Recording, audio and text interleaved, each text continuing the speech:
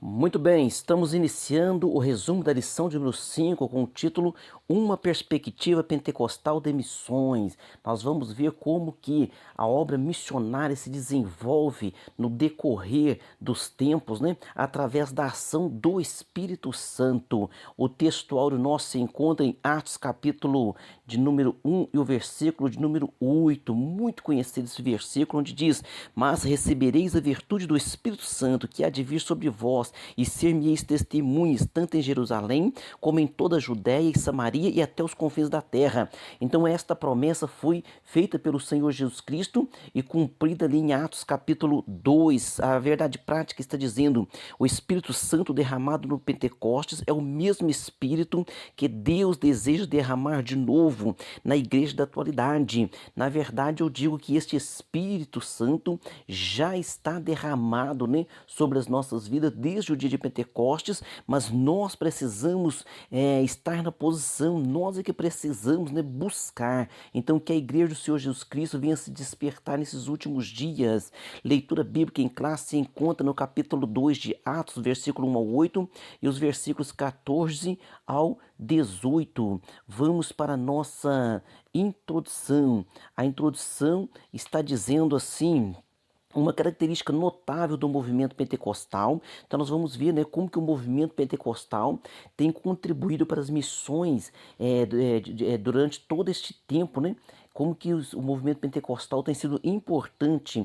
Uma característica notável do movimento pentecostal desde o seu início na virada do século passado tem sido a paixão por evangelismo e missões. Então todo o crente, todos os crentes têm que ter no seu coração esta paixão por evangelismo e missões. Se o nosso coração não arder por salvação de almas, por evangelismo, por missões, verdadeiramente, nós precisamos colocar na balança se estamos realmente crentes diante de Deus. A primeira parte, uma perspectiva pentecostal de missões. No item 1, somos evangélicos. Então, historicamente, o evangélico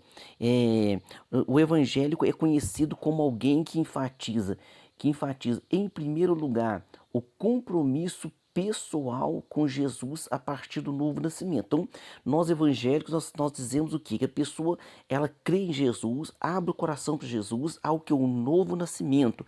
Também enfatizamos a autoridade bíblica. Então, as pessoas às vezes até dizem, né? Ah, tudo para esses crentes é a Bíblia. Mas é a Bíblia, por quê? Porque ela é a palavra de Deus.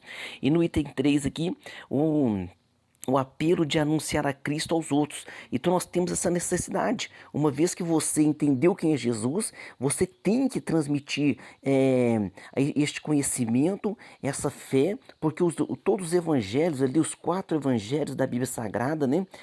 Mateus, Marcos, Lucas e João, quando termina ali o livro, está dizendo, né? Ide por todo mundo, está dizendo, ensinai as nações, batizando-as em nome do Pai, do Filho e do Espírito Santo. Então nós temos um grande mandamento do Senhor de anunciar esta palavra.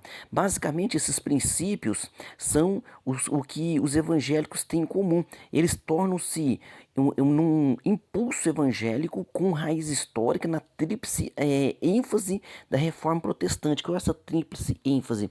A autoridade das escrituras, a salvação pela fé e o sacerdócio universal dos crentes. Então, agora você é crente, você crê em Jesus Cristo, você nasceu de novo, agora você tem a obrigação de levar esta palavra, porque se eu não levo esta palavra, obviamente eu estou morto então, mas eu tenho que levar esta palavra. Então, de acordo com o missiólogo Paul Pomerville, podemos dizer que o movimento pentecostal contribuiu com esse impulso evangélico descrito acima, com a natureza dinâmica da fé cristã. Então, esse princípio envolve a atividade de Deus em termos do ministério do Espírito Santo. Então, o Espírito Santo é que nos conduz, o Espírito Santo é que coloca essa chama, né? Que o Espírito Santo é essa própria chama em nosso coração. No item 2 aqui, somos pentecostais. Com o termo pentecostal, nos referimos ao crente que crê que a experiência do Espírito Santo que ocorreu com Atos dos Apóstolos no dia, ali no capítulo 2, né? No dia daquela festividade de Pentecostes ali em Jerusalém. Então, o pentecostal, ele crê que esta atuação do Espírito Santo ela permanece até hoje. Então, Atos capítulo 2, as pessoas foram batizadas com o Espírito Santo. Depois nós vamos ver o desenvolvimento da obra. Mais tarde, depois vem o apóstolo Paulo crendo no Senhor Jesus Cristo. Depois Paulo vai por todas as cidades pregando, anunciando o Senhor Jesus Cristo e em alguns continentes também. E agora com todo esse desenvolvimento da obra pentecostal, lá em Atos capítulo 19, Paulo em certo local ali encontra discípulos, né, começa a conversar com eles, eles eram apenas batizados no batismo de João Batista. Aí Paulo começa a anunciar para eles, são batizados com o Espírito Santo. Então essa obra pentecostal, nós cremos que ela permanece, aí vai permanecer até o arrebatamento da igreja. Então, o arrebatamento da igreja, essa obra permanece. Nas palavras do missiólogo que nós citamos aqui, essa experiência do Espírito Santo perpassou a história da igreja. Então, ela remonta à obra do Espírito Santo com a igreja, que começou no dia de Pentecostes e continua ao longo dos últimos dias, até que Jesus Cristo volte para arrebatar a igreja. Então, essa obra do Espírito Santo, ela permanece. Por quê? Porque Jesus Cristo mesmo falou: vou para o Pai, mas não vos deixarei órfãos, vos enviarei o Consolador, que é o Espírito Santo. No item 3 aqui da primeira parte, contribuições pentecostais às missões. Uma das contribuições pentecostais mais significativas para as missões modernas, sem dúvida, é a ênfase do papel indispensável do Espírito Santo no complexo desafio de plantar igrejas onde Cristo ainda não foi anunciado. Nesse sentido, o sucesso das missões pentecostais está ligado diretamente ao lugar que damos ao Espírito Santo, diretamente ao lugar que damos ao Espírito Santo. Então, um lugar semelhante ao que os crentes ali do princípio da igreja ali deram. Então, da mesma forma, é o que nós temos feito hoje. Olha só aqui em Atos capítulo 16, versículo 6 a seguir, diz assim, ó: e passando pela Frígia e pela província da Galácia, foram impedidos pelo Espírito Santo de anunciar a palavra na Ásia. Ou seja, o projeto deles era ir para a Ásia, mas o Espírito Santo disse: não, não é para lá o momento agora. Então o Espírito Santo é que sabe o local certo, a hora certa. Você vai perguntar: pastor, para onde eu devo ir? Antes de você imaginar para onde você deve ir, você tem que ter em mente que aonde você está, você anuncia a palavra. Então, aonde você está, você é um missionário. Muitas vezes, a obra missionária, ela é feita por aqueles que o Senhor vai vocacionar e enviar. Mas a obra missionária também é feita por todos os crentes, em todos os tempos, em todas as gerações. Por quê? Porque aonde você está, há almas ali necessitadas. Então agora aqui, quando estão na obra missionária, o Espírito Santo vai dirigindo aonde eles devem ir. E quando chegaram a Mísia, intentaram ir para Bitínia, mas o Espírito de Jesus não lhe permitiu. Então agora Jesus também não permitiu que eles fossem para lá. E tendo passado por Mísia, desceram a Troade. E Paulo teve de noite uma visão. Então Paulo agora tem uma visão, o Espírito Santo dirigindo ele. Ele tem uma visão que se apresentava um varão da Macedônia, ele rogava dizendo: passa a Macedônia e ajuda-nos. Então agora Paulo entende para onde eles devem ir. E logo depois dessa visão, Procuramos partir para a Macedônia, concluindo que o Senhor nos chamava para lhes anunciarmos o Evangelho. Então, aqui se relata de Lucas, né? É o Dr. Lucas, o médico amado. Ele escreve o Evangelho de São Lucas e escreve também o Atos dos Apóstolos. Então, ele era uma testemunha aqui de tudo aquilo que estava acontecendo e de tudo aquilo que ele estava vivendo também ali juntamente, né, com o apóstolo Paulo e os demais. Na parte 2 aqui da nossa lição, a obra missionária depois do Pentecostes. Então, parte 2 aqui, a obra missionária depois do Pentecostes. Então, depois ali do capítulo 2 de Atos dos Apóstolos, no item 1 aqui, a causa da obra missionária da primeira igreja. A descida do Espírito Santo no dia de Pentecostes é o acontecimento que impulsiona a obra missionária da primeira igreja. O Senhor Jesus disse aos discípulos que, uma vez capacitados pelo poder do Espírito Santo, eles seriam suas testemunhas. Então ele diz assim, ó: ficai em Jerusalém até que do alto sejais revestidos de poder. Esta palavra poder aqui no grego dínamos, ou seja, dinamite, dinamismo. Então vocês vão ficar em Jerusalém, vocês vão buscar a minha presença, vocês não vão desanimar, até que do alto vocês vão ser revestidos. Então Jesus, ele morre numa sexta-feira, ele ressuscita 3 dias depois, no domingo, ele ainda prega ressurreto 40 dias, então agora ele é assunto ao céu. Depois de 10 dias, ou seja, da sua ressurreição até o Pentecostes, são 50 dias, que é uma festa que tem em Jerusalém. Então, depois de 10 dias desse assunto ao céu, o Espírito Santo vem no dia dessa festividade chamada Pentecostes, por isso que nós falamos, né, pentecostais, ou seja, que creem naquela experiência do dia de Pentecostes ali. Então ele vem, inaugura a igreja, e a igreja está de pé até hoje pelo poder, pela ação, pelo dinamismo dado pelo Espírito Santo. De onde viria a intrepidez? De onde viria a coragem? De onde viria toda essa capacitação? Isso não é humano, isso só pode ser sobrenatural, só pode ser vinda de Deus. No item 2 aqui, a expansão missionária da primeira igreja. Depois de serem cheios do Espírito Santo, os discípulos puderam compartilhar a mensagem do Evangelho de Jesus com outras pessoas, além das fronteiras da Terra Santa. Então, além das fronteiras da Terra Santa, eles agora começam a falar, né? A falar do amor de Jesus, começam a anunciar Jesus. Então, para onde eles vão falando desse amor. E temos que lembrar o seguinte, que no dia de Pentecostes, essa festividade tão importante ali para os judeus, havia judeus de todas as nacionalidades, quer dizer, judeus que moravam em outros países, estavam ali para a festividade. E quando eles ouvem, né, aquele barulho ali do Espírito Santo, batizando as pessoas, quando eles chegam ali, que Jesus está batizando aquelas pessoas com o Espírito Santo, eles ouvem também glorificação na sua língua, ficam maravilhados. Pedro prega ali o evangelho, muitas pessoas são salvas e ali eles voltam para suas casas, eles voltam para suas terras natais, né? Voltam para os seus países, cheios do Espírito Santo, de alegria e anunciando a obra. Olha como que Deus é inteligente, como que a obra se expandiu, pois ele estabeleceu igrejas.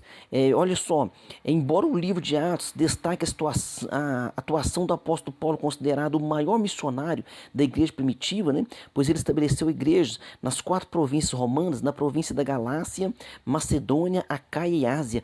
Também estão registrados trabalhos importantes no livro de Atos. No livro de Atos estão trabalhos importantes, missionários. Nós vamos ver de quem os trabalhos de Barnabé, Pedro, Silas, Filipe, João Marcos, Apolo, Áquila, Priscila, entre outros. Nós vamos falar aqui, ó. O autor aqui da revista destaca aqui, ó, o diácono evangelista Filipe.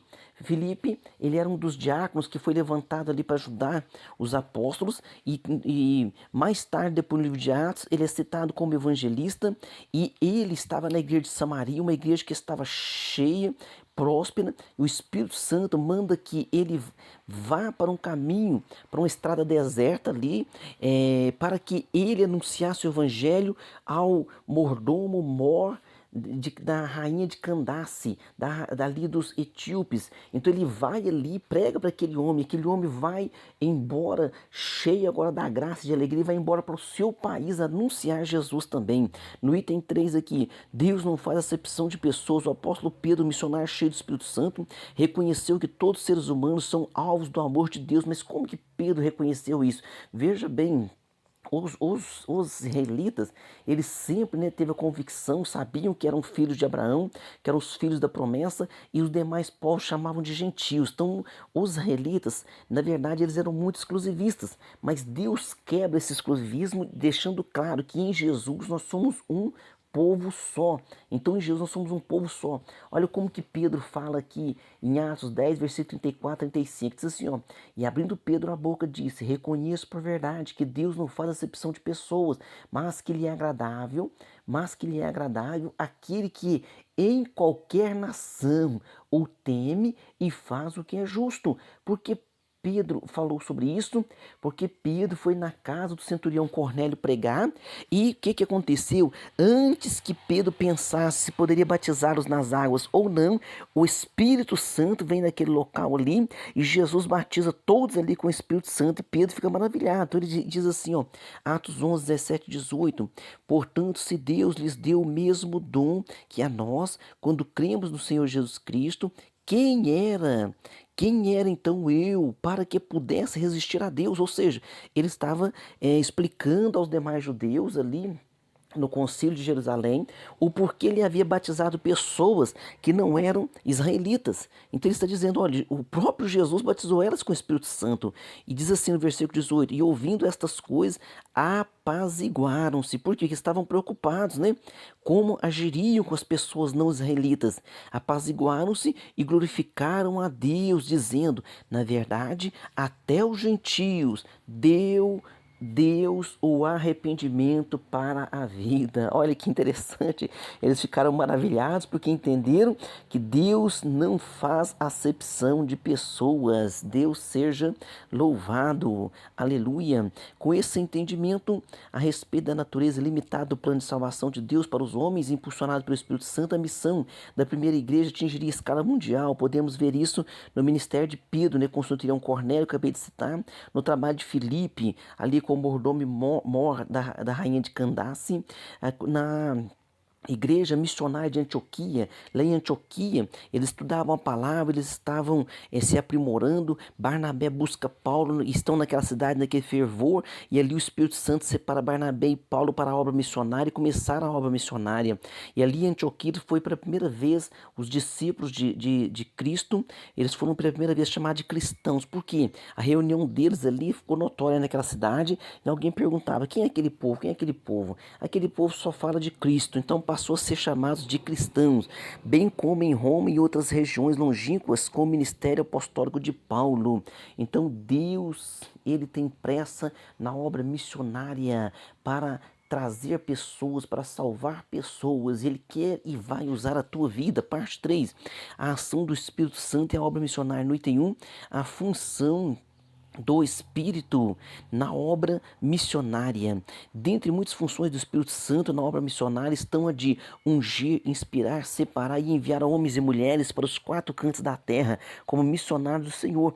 Por isso a obra missionária é uma tarefa ligada à ação exclusiva do Espírito Santo. Nós vemos esse princípio com o nosso Senhor Jesus, que foi ungido pelo Espírito Santo. Então Jesus, quando é batizado nas águas, ele vem sobre ele o Espírito Santo, né, para o capacitar.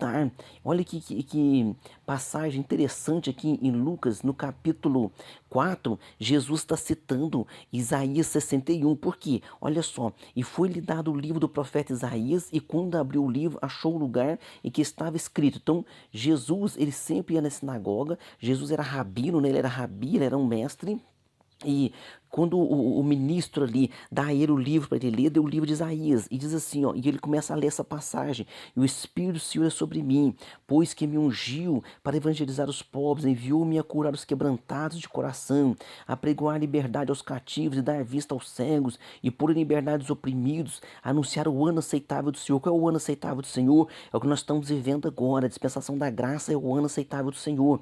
E encerrando o livro e tornando a dá-lo ao ministro, assentou-se, e os olhos de todos na sinagoga estavam fitos nele. A continuação aqui vai dizer que ele se assenta e diz: hoje cumpriu-se essa palavra diante de vocês. E ficavam maravilhados. Por quê? Porque o Espírito Santo estava sobre Jesus, capacitando ele. Porque Jesus, nós precisamos entender que ele vence como homem. Então Jesus não usou a sua deidade, mas Jesus, como homem cheio do Espírito Santo, venceu todas as coisas para nos dar o exemplo de como nós podemos e precisamos vencer através da ajuda do Espírito Santo. No item 2 aqui da última parte, o Espírito Santo capacita para a obra. O Espírito Santo é quem escolhe e envia missionários para anunciar as boas novas de salvação ao mundo.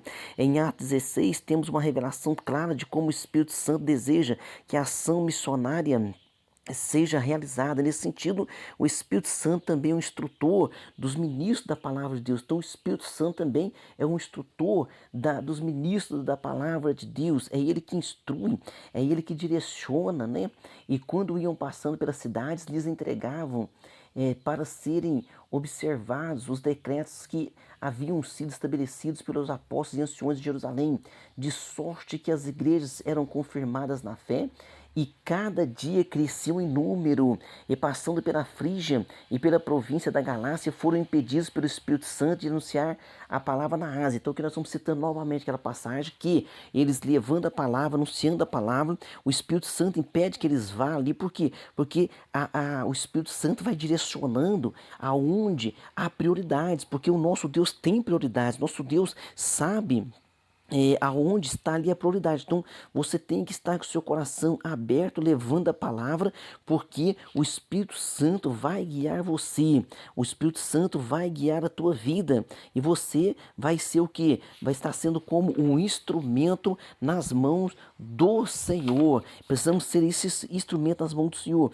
Não por acaso a ação do Espírito Santo, não por acaso a ação do Espírito Santo na igreja é a característica mais surpreendente no livro de Atos, a ponto de o livro ter sido chamado, esse livro de Atos também ter sido chamado de Os Atos do Espírito Santo, tá vendo? Então também é Os Atos do Espírito Santo. E permanece, por quê? Porque o Espírito Santo é que permanece guiando a igreja. Aleluia. No item 3 aqui, Deus age por meio do Espírito Santo. Na obra Verdades Pentecostais, do pastor Antônio Gilberto, descreve a assistência do Espírito Santo na obra missionária. Ele mostra que o Espírito escolhe, envia, capacita e direciona os evangelizadores. E é o que observamos no livro dos Atos dos Apóstolos, quando o Espírito Santo age na vida da igreja. Ali fica claro que o Deus da Bíblia não é deísta. O que é deísta? Deísta é quando se acredita que toda religião vem de algum mito criado criado unicamente por homens, né? Criação de homens. Então, nosso Deus não é criação de homem. Nosso Deus não vem de um mito. Ao contrário, o nosso Deus é o Criador dos céus e da terra. Então, o Deus da Bíblia não é deísta, isto é, impessoal, que se encontra longe do seu povo, mas ele intervém de modo que deseja estabelecer um relacionamento vivo com a sua igreja pelo poder ativo do Espírito Santo. Então, o nosso Deus não é um mito, não está em mitologia. O nosso Deus, ele não é apenas transcendente, que está lá no céu sentado no trono, mas ele é também emanente, ele está também conosco. A Bíblia chama ele ali de Emanuel, né? Emanuel, que significa Deus conosco. Então foi falado ali para a jovem Maria, né? De ti será gerado o Emanuel, ou seja, Deus conosco.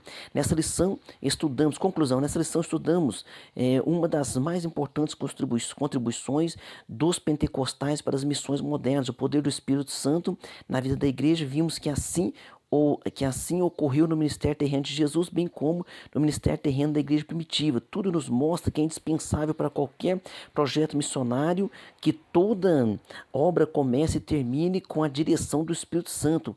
É essa presença santa que garante o sucesso e eficácia da obra missionária.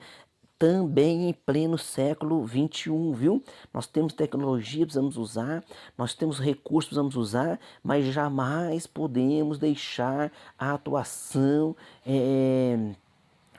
do Espírito Santo. Precisamos da atuação do Espírito Santo. Vamos para as nossas perguntas. Número 1. A que nos referimos com o termo pentecostal? Referimos ao crente que crê que a experiência do Espírito Santo ocorrida em Atos dos Apóstolos, no capítulo 2, né? De acordo com o livro de Apóstolos, pode acontecer hoje também. Ou seja, a experiência do Espírito Santo hoje não é diferente da experimentada pelos crentes ali pelos primeiros crentes ali do século, né? Então, a ação do Espírito Santo permanece, Jesus permanece batizando com o Espírito Santo. Então, nós somos pentecostais, cremos que Jesus permanece batizando com o Espírito Santo. Pergunta 2. Qual é uma das mais significativas contribuições pentecostais para as missões modernas? Então, é a ênfase do papel indispensável do Espírito Santo no complexo desafio de plantar a igreja, onde Cristo ainda não foi anunciado. Então, a contribuição dos pentecostais para o missionário, porque ao levar esta palavra, nós vamos através da ação e do poder do Espírito Santo. Pergunta 3. Qual é o acontecimento que impulsiona a obra missionária da primeira igreja do Novo Testamento? A descida do Espírito Santo dia de Pentecostes é o acontecimento que impulsiona a obra missionária da primeira igreja. Então, o que impulsionou a obra da primeira igreja é o que impulsiona hoje também nós. Por quê? Porque nós temos que andar para frente. Então, a igreja nasce ali no dia de Pentecostes, ela está de pé até hoje. Se ela está de pé até hoje, é porque tem alguém impulsionando, tem alguém carregando no colo, tem alguém abraçado no ombro, tem alguém dizendo: não, não desanimes, não pare. O Espírito Santo permanece agindo sobre a igreja. Pergunta 4, segunda lição: como a primeira igreja atingiria a escala mundial de missões, com entendimento, né, a respeito da natureza ilimitada do plano de salvação de Deus para os homens entenderem. Então, Deus não faz exceção de pessoas, Deus veio para salvar todos. E impulsionada pelo Espírito Santo, a missão da primeira igreja atingiria em escala mundial. Então, atingiu escala mundial, porque passaram a entender isso. Pergunta 5, qual é a característica mais surpreendente do livro de Atos? A ação do poder do Espírito Santo na igreja é a característica mais surpreendente do livro de Atos, a ponto de o livro ter sido chamado de Atos do Espírito Santo. Então, o Espírito Santo permanece sobre a igreja até levá-la, né, a encontrar com o Senhor nos ares. Então, que o Espírito Santo possa agir sobre as nossas vidas, nos impulsionar, nos capacitar, nos manter de pé com ousadia e intrepidez para levar a palavra. Deus abençoe você e sua família e até a próxima aula.